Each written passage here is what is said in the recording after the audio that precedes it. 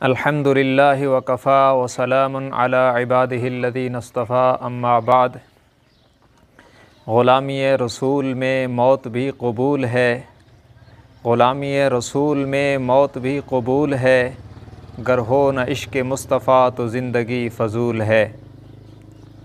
मुअज़्ज़ज़ सामईन व नाज़रीन,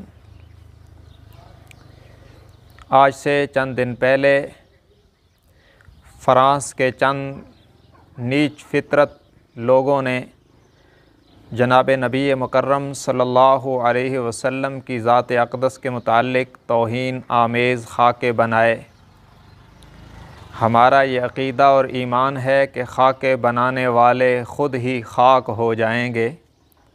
हमारे पैगम्बर सल्लल्लाहु अलैहि वसल्लम को अल्लाह ने इतना पाकीज़ा बनाया, इतना अरफ़ा और इतना आला, इतना मुबर्रा और इतना मुनज़्ज़ा बनाया कि कायनात की सारी पाकीज़गियाँ मेरे आका के वजूद मसऊद की पाकीज़गी पर नाज करती हैं। हमारा ईमान और अक़ीदा है कि मलाइका की सारी पाकीज़गियाँ मिलकर मेरे आका की पाकीज़गी के गिरद राह को भी नहीं पहुँच सकती। अल्लाह ने मेरे आका के वजूद मसऊद को इतना पाकीज़ा बनाया कि पसीना तो दरकिनार, आपके बौलो बराज को भी खुशबूदार बनाया। यहाँ तक कि ला यक़अ ज़ुबाबु अला थियाब, मेरे आका का मुबारक पाकीज़ा जिस्म तो दरकिनार, मेरे आका के मुक़द्दस कपड़े पर भी अल्लाह गंदी मक्खी भी नहीं बैठने देता। इतनी पाकीज़ा हस्ती की तौहीन करने वाले, मैं अगर यूँ कहूँ कि अपने मुँह पर थूक रहे हैं तो ये लफ्ज़ कम होगा। मैं यूँ कहूँगा कि अपने मुँह पर दुनिया में ग़िलाज़त फेंक रहे हैं और आखिरत में अपने लिए अज़ाब जहन्नम में इजाफ़ा कर रहे हैं।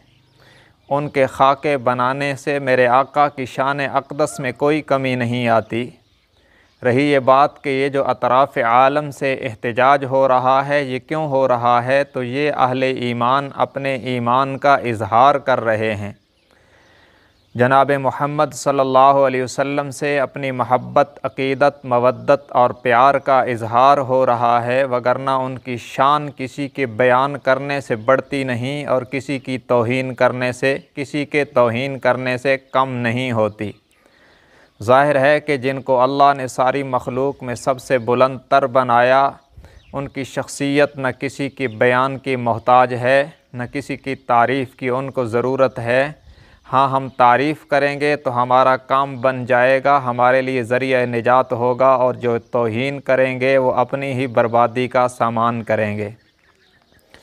मगर सवाल तो ये है कि कहाँ है वो अक़वाम मुत्तहिदा, जिसको शायद अक़वाम मुत्तहिदा कहना इत्तिहाद की तौहीन है, उसे मैं अक़वाम मुतफ़र्रिक़ा कहूँ या अमेरिका की लौंडी कहूँ।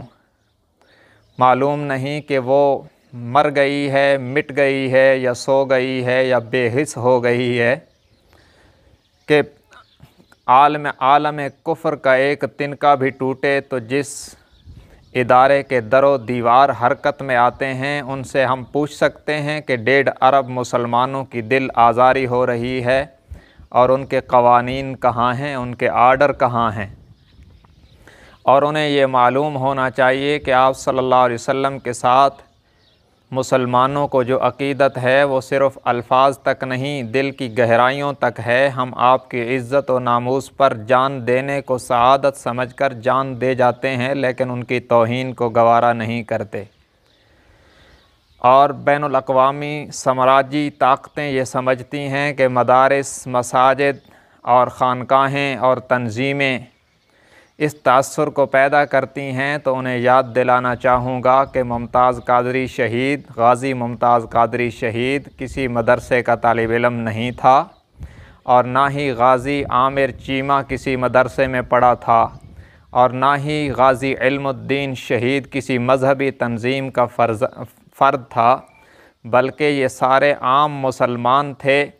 इन्होंने आप सल्लल्लाहु अलैहि वसल्लम की इज़्ज़त व अज़मत पे क़ुरबान होकर बतलाया कि हमारे नबी हर मुसलमान के दिल में रहते हैं और जब उनकी इज़्ज़त पर हमला होता है तो फिर मदारिस और मसाजिद वाले फ़कत नहीं, कोई भी मुसलमान किसी वक्त जज्बात में आकर इस तरह के तौहीन करने वालों से इंतकाम ले सकता है। बाकी हमारे वज़ीर आज़म साहब ने इससे पहले भी इस तरह के मौक़े पर जो कहा, अब भी जो कहा और जो किया वो काबिल तहसीन है।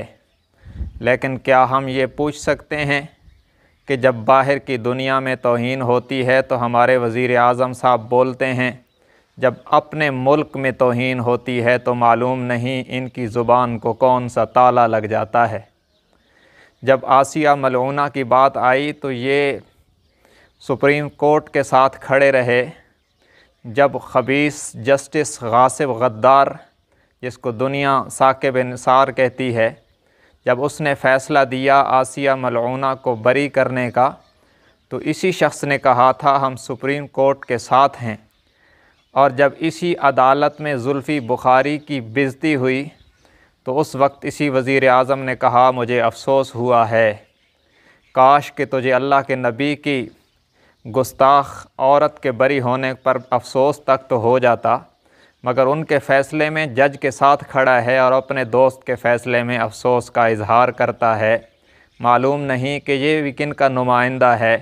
शायद मौलाना फ़ज़लुर रहमान साहब की इल्हामी बात सच होती नज़र आती है इस तरह के मौक़े को देख कर कि जब मुल्क के मरकज़ में सैयदना अबू बकर सिद्दीक़ रज़ी अल्लाह तआला अन्हु जो हुज़ूर के गारो मज़ार के साथी हैं, उनकी तौहीन करने वाले को हुकूमत के पैरे में मुल्क से बाहर भगा दिया जाता है और कानून हरकत में नहीं आता, तो फिर ज़ाहिर है कि शक की निगाहों से इस तरह के लोगों को ज़रूर देखा जाएगा।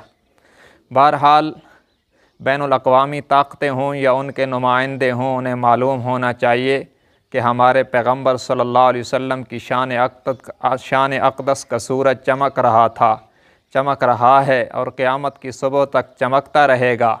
और उन्हें मालूम होना चाहिए कि जब तक आप सल्लल्लाहु अलैहि वसल्लम के नाम लेवा मौजूद हैं तो तुम भी मौजूद हो।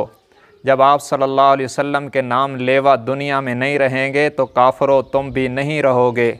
इसलिए कि हमारे पैगम्बर सल्लल्लाहु अलैहि वसल्लम ने फ़रमाया ला तक़ूमुस्साअत हत्ता युक़ाल फ़िल अर्ज़ि अल्लाह अल्लाह, कि उस वक्त तक क़यामत कायम नहीं होगी जब तक ज़मीन पर एक भी अल्लाह अल्लाह कहने वाला मौजूद होगा।